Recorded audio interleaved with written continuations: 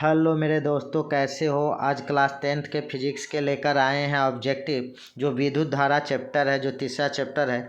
इसमें से जितना महत्वपूर्ण प्रश्न है उस सभी प्रश्न को हम लोग मिलाकर इस चैप्टर में लाए हैं। इस चैप्टर को 2 भाग में हम बांटेंगे, है ना। वो आप लोग देख सकते हैं नीचे एक भाग। तो हम लोग समय को न गंवाते हुए हम लोग विषय वस्तु पर ध्यान देंगे।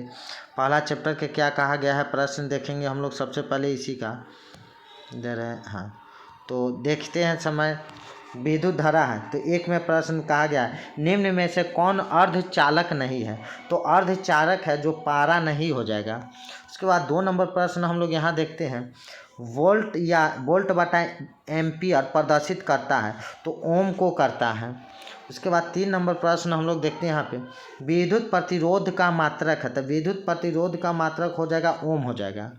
उसके बाद 4 नंबर प्रश्न हम लोग यहाँ पे देखते हैं, विद्युत धारा का मात्रक होता है तो विद्युत धारा का मात्रक नीचे दिया गया है एम्पियर हो जाएगा। उसके बाद हम लोग 5 नंबर प्रश्न यहाँ पे देखते हैं। आप लोग एक बार देखते चलिए वीडियो, इससे प्रश्न कहीं आप लोग के नहीं आएगा। पीडीएफ लेना चाहते हैं तो कमेंट में आप लोग या डिस्क्रिप्शन में नंबर दिया हुआ है, आप लोग उस मैसेज कर सकते हैं, आपको मिल जाएगा पीडीएफ। तो हम लोग प्रश्न देखते हैं, 1 या 2 या 3 ओम के 3 प्रतिरोध को श्रेणी क्रम में जोड़ने पर समतुल्य प्रतिरोध होगा तो 6 ओम हो जाएगा। नीचे दिया गया है फिर 6 नंबर प्रश्न, विभवांतर का एसआई मात्रक क्या होगा तो विभवांतर का एसआई मात्रक वोल्ट हो जाएगा। उसके बाद 7 नंबर प्रश्न हम लोग यहाँ देखते हैं, विभव का मात्रक तो विभव का मात्रक हो जाएगा वोल्ट हो जाएगा। उसके बाद 8 नंबर प्रश्न हम लोग देखते हैं यहाँ पे, 100 वाट से 220 वोल्ट के विद्युत बल्ब के तंतु का प्रतिरोध होता है तो 484 ओम हो जाएगा, है ना। 484 ओम, बी नंबर सही है। टंगस्टन निम्नलिखित में से किस ताप पर पिघलता है तो 3500 डिग्री सेल्सियस पर यह पिघल जाता है।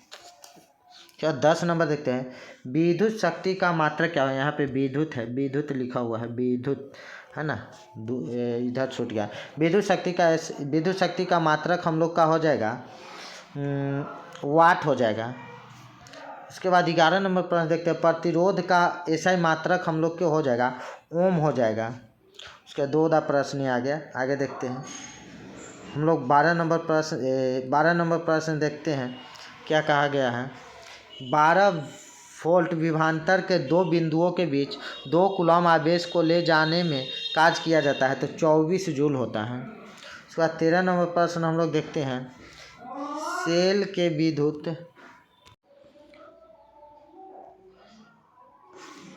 13 नंबर सेल के विद्युत वाहक बल का मात्रक होता है तो वोल्ट होता है।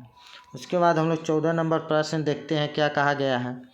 14 नंबर में कहा गया है, 1 मीटर के स्केल पर 0 तथा 2a के बीच 20 विभाग है तो इसका अल्पतमांक क्या होगा तो इसका हम लोग को हो जाएगा 0.1 एंगस्टर हो जाएगा।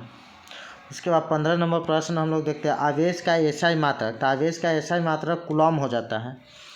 उसके बाद 16 नंबर प्रश्न हम लोग देखते हैं, जब किसी चालक तार से विद्युत धारा प्रवाहित होती है तो गतिशील कण हो जाता है तो गतिशील कण हम लोग को हो जाएगा इलेक्ट्रॉन हो जाएगा। यहाँ पे डी नंबर इलेक्ट्रॉन हो जाएगा। उसके बाद हम लोग 17 नंबर देखते हैं, निम्नलिखित में कौन विद्युत का सुचालक है तो विद्युत का सुचालक ग्रेफाइट हो जाएगा। उसका 18 नंबर देखते हैं, विभवांतर का मात्रक हो जाएगा वोल्ट हो जाएगा। 19 नंबर देखते हैं, विद्युत बल्ब का तंतु किस धातु का बना होता है तो यह टंगस्टन का बना होता है। उसके बाद 20 नंबर प्रश्न हम लोग देख लेते हैं यहाँ पे, 10 ओम एवं 20 ओम के 2 प्रतिरोधकों को श्रेणी क्रम में जोड़ने पर समतुल्य प्रतिरोध होगा 30 ओम हो जाएगा, 30 ओम। उसके बाद हम लोग देख लेते हैं यहाँ पे 21 नंबर, किसी बल्ब से 220 वोल्ट तथा 2 एंगस्टर की धारा प्रवाहित होती है तो फिलामेंट का प्रतिरोध होगा तो 110 ओम हो जाएगा।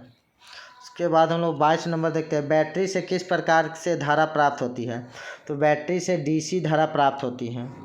23 नंबर प्रश्न देखते हैं, आमीटर को विद्युत परिपथ में कैसे जोड़ा जाता है तो श्रेणी क्रम में जोड़ा जाता है। उसके बाद 24 नंबर प्रश्न यहाँ पे हम लोग देखते हैं, वोल्ट मीटर को विद्युत प्रतिरोध में कैसे जोड़ा जाता है तो समानांतर क्रम में जोड़ा जाता है। इसके बाद 25 नंबर प्रश्न देखते हैं, विभवांतर मापने वाले यंत्र को कहा जाता है। तो विभवांतर मापने वाले यंत्र को वोल्ट मीटर कहा जाता है। उसके बाद हम लोग 26 नंबर देखते हैं, 1 वोल्ट कहलाता है। तो 1 वोल्ट कहला जाएगा हम लोग के यहाँ पे जूल बटा कूलम हो जाएगा। उसके बाद हम लोग 27 नंबर देखते हैं, किलो वाट घंटा का मात्रक है। तो किलो वाट घंटा का मात्रक है विद्युत ऊर्जा हो जाएगा। 28 नंबर प्रश्न देखते हैं, विद्युत हीटर की कुंडली में किसका प्रयोग किया जाता है। तो नाइक्रोम के तार का प्रयोग करते हैं। उसके बाद हम लोग के 29 नंबर हो जाएगा, विद्युत चुंबक बनाए जाते हैं। तो नर्म लोहे के बनाए जाते हैं। उसके बाद 30 नंबर प्रश्न यहाँ पे देखते हैं हम लोग, विद्युत धारा उत्पन्न करने की युक्ति को कहते हैं। तो जनित्र कहते हैं हम लोग। उसके बाद हम लोग 31 नंबर प्रश्न देखते हैं यहाँ पे, 1 HP बराबर होता है। 1 HP बराबर हो जाएगा हम लोग को 746 वाट। उसके बाद हम लोग के देखते हैं 32, निम्न में से कौन सा संबंध सत्य है। तो हम लोग के हो जाएगा V बराबर IR, यह हो जाएगा। इसके बाद हम लोग 33 नंबर देखते हैं, निम्न में से कौन सा पद विद्युत परिपथ में विद्युत शक्ति को निरूपित करता है। तो I² R हो जाएगा। उसके बाद हम लोग 34 नंबर प्रश्न को देखते हुए चलेंगे, स्थिर विद्युत में आवेश होता है। तो स्थिर विद्युत में आवेश हो जाएगा विराम अवस्था में ही हो जाएगा, रुके हुए अवस्था है। उसके बाद हम लोग देख लेते हैं 35 नंबर प्रश्न, धारा में आवेश रहता है। तो धारा में आवेश कैसा रहता है। तो धारा में गति की अवस्था में आवेश रहता है। उसके बाद 36 नंबर देखते हैं, ऊर्जा का एसआई मात्रक। ऊर्जा का एसआई मात्रक हम लोग के हो जाता है जूल हो जाएगा। फिर देख लेते हैं प्रश्न हम लोग, 1 किलोवाट घंटा का व्यवहारिक मात्रक होगा। 1 किलोवाट घंटा का व्यवहारिक मात्रक हो जाता है 1 यूनिट हो जाता है। उसके 38 नंबर प्रश्न, 1 जूल का मान होता है। तो 1 जूल का मान हम लोग के हो जाएगा 0.24 कैलोरी, यानी 0.24 कैलोरी हो जाएगा। उसके बाद हम लोग 39 नंबर प्रश्न यहाँ पे देख लेते हैं, शुष्क सेल में ऋण इलेक्ट्रोड किस धातु का होता है। तो यह हो जाता है जस्ता का हो जाएगा। 40 नंबर प्रश्न हम लोग यहाँ पे देखते हैं, शुष्क सेल में धन इलेक्ट्रोड किस धातु का होता है। तो यह जस्ता का हो जाता है, नहीं जस्ता का नहीं होगा, सॉरी कार्बन का हो जाएगा। C नंबर हो जाएगा। शुष्क सेल में धन इलेक्ट्रॉन कार्बन का हो जाता है। उसके बाद 41 नंबर प्रश्न हम लोग यहाँ पे देखते हैं, किसी कुंडली का प्रतिरोध ज्ञात करने का सूत्र होता है। तो R बराबर V बटा I होता है। तो 42 नंबर प्रश्न हम लोग देख लेते हैं, बिजली के फ्यूज का तार होता है। बिजली के फ्यूज का तार हो जाएगा तांबे और टीन दोनों का हो जाता है। 43 नंबर प्रश्न यहाँ पे देखते हैं, 1 इलेक्ट्रॉन वोल्ट बराबर होता है। तो 1 इलेक्ट्रॉन वोल्ट बराबर हो जाएगा 1.6 × 10⁻⁻⁹ जूल हो जाएगा। 44 नंबर प्रश्न यहाँ पे देखते हैं, 1 MA कितना बराबर है। 1 MA बराबर कितना होता है। तो हम लोग को हो जाएगा 10⁻³ एंगस्टर हो जाएगा। 45 नंबर प्रश्न हम लोग देखते हैं, 1 माइक्रो एंगस्टर बराबर कितना होता है। तो 10⁻6 एंगस्टर होता है, यह एम्पियर हो जाएगा, सॉरी एम्पियर। उसके बाद चालक में इलेक्ट्रॉन तभी गमन कर सकता है जब चालक के अनुदिश विद्युत दाब में अंतर होता है। उसके बाद हम लोग देख लेते हैं 47 नंबर प्रश्न यहाँ पे, अगर Q आवेश विभवांतर V से प्रवाहित हो तो क्या कार्य होगा। तो हम लोग क्या हो जाएगा V × Q हो जाएगा। 48 नंबर प्रश्न यहाँ पे, सेल बाहरी परिपथ में जिस प्लेट से धारा भेजती है उस सेल को कहा जाता है।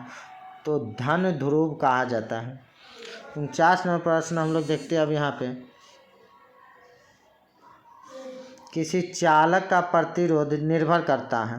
किसी चालक का प्रतिरोध उपयुक्त सभी, चालक की लंबाई पर, चालक के अनुप्रस्थ काट के क्षेत्रफल पर, चालक की प्रकृति पर, उपयुक्त सभी हो जाएगा। उसके बाद हम लोग 50 नंबर प्रश्न देखते हैं, इतना देखते हैं। उसके बाद दूसरे वीडियो में हम लोग बनाएंगे, किसी अस्थायी विद्युत धारा द्वारा समय में उत्पन्न ऊष्मा की मात्रा क्या है यदि ऊष्मा H है।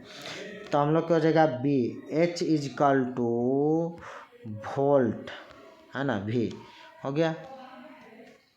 आप लोग को अच्छे लगे शेयर और सब्सक्राइब और लाइक करें और ग्रुप में भी शेयर कर दें इस वीडियो को देखने के लिए। इससे पहले आप लोग नहीं देखे हैं, डिस्क्रिप्शन में सभी का लिंक दिया हुआ है, आप लोग देख सकते हैं।